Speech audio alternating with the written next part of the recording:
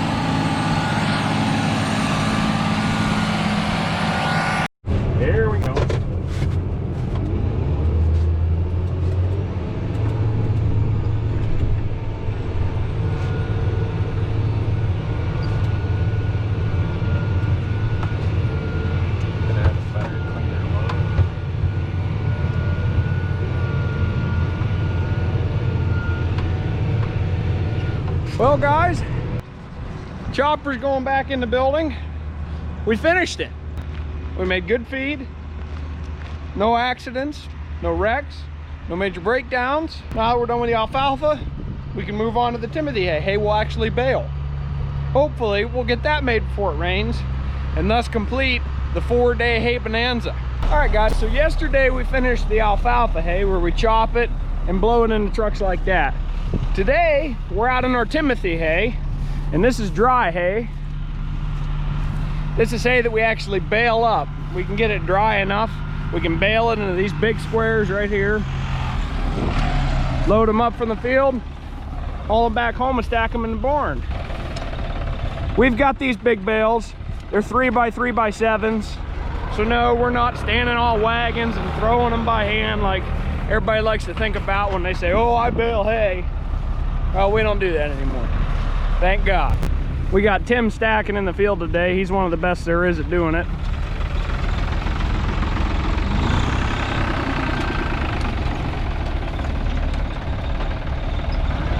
Look at that. Flawless technique. It's a lot harder than it looks to stack these things, guys. Tim's doing an amazing job at it.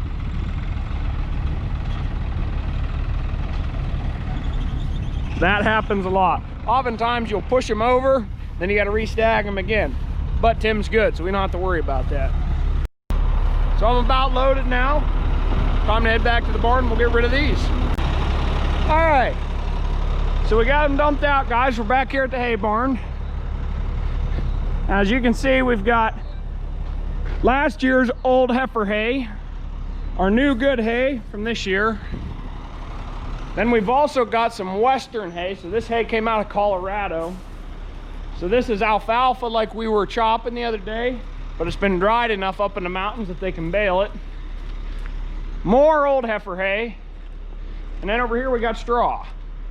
So basically, we got to take all the new hay and stack it up here. To do that, we use our little old Bobcat. She may not look like much, but she'll get the job done.